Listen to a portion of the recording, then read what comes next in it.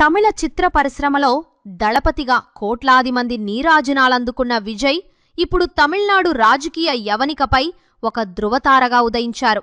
వెండితెరపై box office రికార్డులను తిరగరాసిన ఆయన తమిళగ వెట్రి కళగం పార్టీతో ఎలక్షన్స్లోనూ ప్రభంజనం సృష్టించి ముఖ్యమంత్రి పీఠాన్ని అధిరోహించేందుకు సిద్ధమయ్యారు. అయితే ఈ చారిత్రాత్మక విజయం కంటే ఇప్పుడు తమిళనాట అంతటా మరో చర్చ గట్టిగా నడుస్తోంది.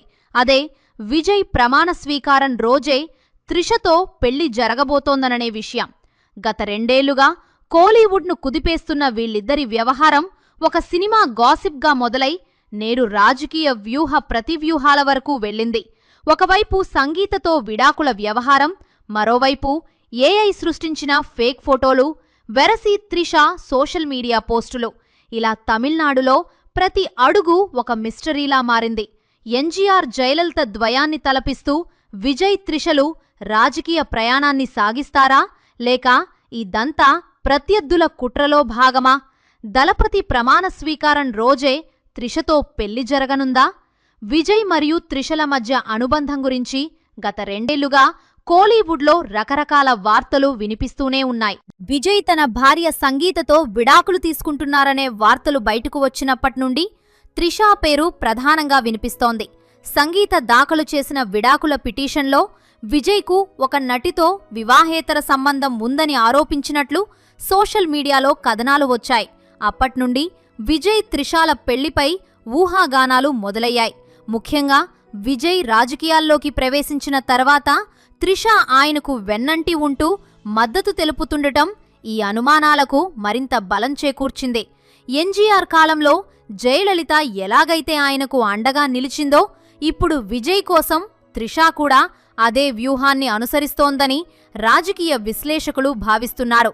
ఇక ఈ పెళ్లి వార్తలు పతాక స్థాయికి చేరుకోవడానికి ప్రధాన కారణం సోషల్ మీడియాలో వైరల్ అయిన ఒక ఫోటో మరియు ఒక మెసేజ్. విజయ్ మరియు త్రిష పెళ్లి దుస్తుల్లో ఉన్న ఒక ఫోటో నెట్టింట విపరీతంగా చక్కర్లు కొట్టింది. ఆ ఫోటోలో విజయ్ పట్టు వస్త్రాలు మరియు విభూతి ధరించి ఉండగా త్రిష ఎరుపు రంగు పట్టుచీరలో మెరిసిపోతూ కనిపించారు. అంతేకాకుండా ఆ ఫోటోలో రజనీకాంత్, కమల్ హాసన్, అజిత్ కుమార్, సూర్య వంటి దిగ్గజ నటులు కూడా అతిథులుగా ఉన్నట్లు కనిపించడంతో అభిమానులు షాక్కు గురయ్యారు. అయితే విచారణలో ఆ ఫోటో నిజమైనది కాదని, అది ఆర్టిఫిషియల్ ఇంటెలిజెన్స్ మరియు డీప్ ఫేక్ టెక్నాలజీతో సృష్టించిన ఫేక్ ఫోటో అని తేలింది. ఆ ఫోటోపైనే ఇది కేవలం వినోదం కోసం చేసిన ఫ్యాన్ మేడ్ ఫోటో అనే డిస్క్లైమర్ కూడా ఉంది. మరోవైపు త్రిష సోషల్ మీడియాలో పెట్టినట్లుగా చెబుతున్న ఒక మెసేజ్ కూడా ఈ గందరగోళానికి కారణమైంది.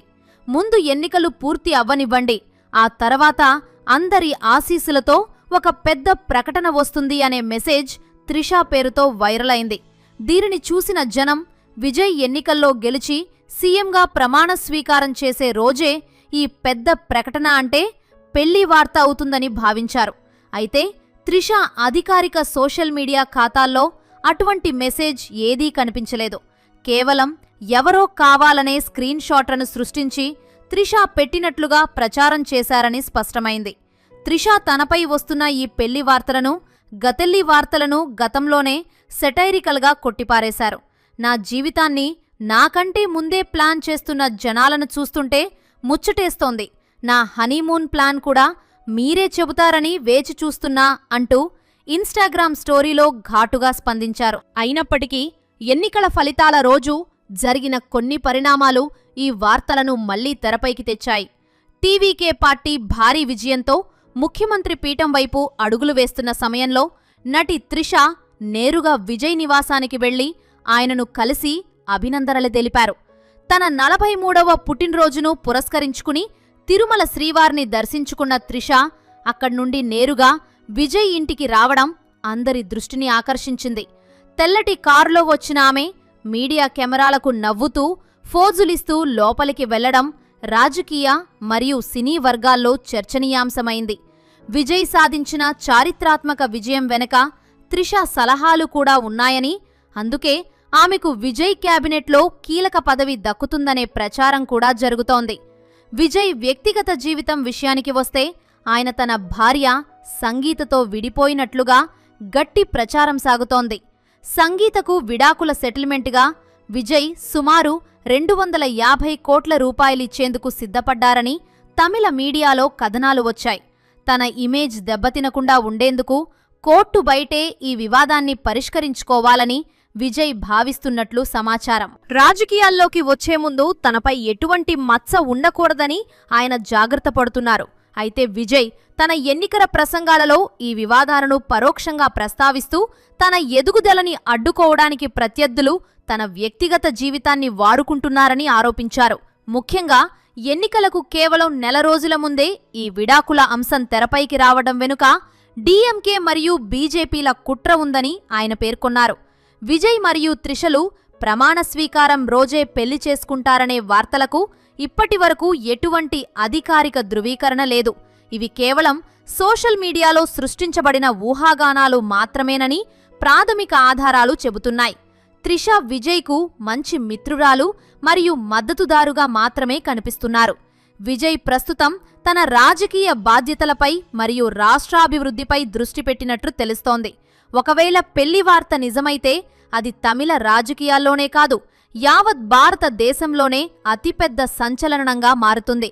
ఏది ఏమైనా బాక్సాఫీస్ కింగ్ ఇప్పుడు తమిళనాడుకు రియల్ కింగ్ అయ్యారు. ఇక ఆయన తన పాలనతో ప్రజల మనసులను ఎలా గెలుచుకుంటారో వేచి చూడాలి. It is not only a description but also a clear declaration. ఈరోజు మనం మాట్లాడుకోబోయే విషయం వింటే మీకు పూనకాలు రావడం గ్యారంటీ. అసలు మే 4, 2026న తమిళనాట ఏం జరిగిందో తెలుసా? అదొక మామూలు ఎలక్షన్ రిజల్ట్ కాదు, అదొక పొలిటికల్ సునామీ. ఒకప్పుడు వెండితెరపై బాక్సాఫీస్ రికార్డులను ఫుట్బాల్ ఆడుకున్న మన దళపతి విజయ్ ఇప్పుడు అసెంబ్లీలో మెజారిటీ లెక్కలను కూడా తుక్కు చిక్కు చేసేశాడు. దశాబ్దాల కాలంగా తమిళనాడును తమ సొంత ఆస్తిలా ఏలుతున్న ఆ ద్రవిడ దిగ్గజాల కోటలు ఇప్పుడు పేకమేడల్లా కూలిపోయాయి. ఎగ్జిట్ పోల్స్ అంచనాలను మించి గ్రౌండ్ రియాలిటీలో విజయ్ సింగిల్ కింగ్గా ఎలా అవతరించాడో చూస్తే ఎవరికైనా మైండ్ బ్లాక్ అవ్వాల్సిందే. ఈరోజు మన వీడియోలో తమిళనాడు రాజకీయ చరిత్రను తిరగరాస్తూ విజయ్ ముఖ్యమంత్రి పీఠాన్ని ఎలా దక్కించుకున్నాడు, అసలు ఆ గెలుపు వెనక ఉన్న సీక్రెట్ ఏంటి అన్నది ఈ వీడియోలో తెలుసుకుందాం. సో వీడియోని స్కిప్ చేయకుండా చివరి వరకు చూడండి. ఒకప్పుడు ఎన్టీఆర్, ఎన్జీఆర్, ఇప్పుడు సీఎంగా విజయ్. History repeat. అవును, మీరు విన్నది అక్షరాలా నిజం. చరిత్ర తనను తాను మళ్లీ రిపీట్ చేసుకుంది. ఒకప్పుడు తమిళ రాజకీయాల్లో ఎన్జీఆర్ గారు, తెలుగు రాజకీయాల్లో ఎన్టీఆర్ గారు ఎలాంటి ప్రభంజనం సృష్టించారో ఇప్పుడు విజయ్ రూపంలో అదే పొలిటికల్ సునామీ మళ్లీ లోడింగ్ అయింది. 1972లో ఎన్జీఆర్ గారు పార్టీ పెట్టి 5 ఏళ్లలోనే ముఖ్యమంత్రి అయితే, మన తెలుగు తేజమన్న ఎన్టీఆర్ గారు కేవలం 9 నెలల్లోనే అధికారంలోకి వచ్చి రికార్డు సృష్టించారు. ఇప్పుడు విజయ్ కూడా సరిగ్గా అదే బాటలో నడిచారు. పార్టీ ప్రకటించిన ఏడాది తిరగకముందే తమిళనాడులో మెజారిటీ మార్కైన 118 సీట్లను దాటేసి నేరుగా ఎన్జీఆర్, ఎన్టీఆర్ సరసన చేరిపోయాడు. ఇన్నాళ్లు చాలామంది సినీ స్టార్లు రాజకీయాల్లోకి వచ్చి తుస్సుమనిపించారు, కానీ విజయ్ మాత్రం ఈ ఇద్దరు లెజెండ్స్ లాగే జనం గుండెల్లో పాతుకుపోయాడు. అసలు మే 4వ తేదీ ఉదయం నుంచి కౌంటింగ్ మొదలైందో లేదో డీఎంకే, ఏఐఏ, డీఎంకేఎంకే ఆఫీసుల్లో టెన్షన్ మామూలుగా లేదు. మన దళపతి స్థాపించిన తమిళగ వెట్రి కళగం అంటే టీవీకే పార్టీ ప్రారంభ ట్రెండ్స్లోనే 100 సీట్ల మార్కును దాటేసి అందరికీ పెద్ద షాక్ ఇచ్చింది. ఒకప్పుడు సినిమా థియేటర్ల దగ్గర టికెట్ల కోసం కొట్టుకున్న జనం ఇప్పుడు క్యూ కట్టి మరీ ఓట్ల వర్షం కురిపించి విజయ్ను డైరెక్ట్గా అసెంబ్లీకి పంపించేశారు. ఇక ఈ ఎన్నికల్లో ఓటింగ్ శాతం చూస్తే జనం ఎంతలా కసిమీద ఉన్నారో అర్థమవుతుంది. ఏకంగా 85.1% ఓటింగ్ నమోదైందంటే అది మామూలు విషయం కాదు. ముఖ్యంగా మహిళా ఓటర్లు పురుషుల కంటే ఎక్కువగా సుమారు 2.5 కోట్ల మంది తరలివచ్చి విజయ్కి నీరాజనాలు పట్టారు.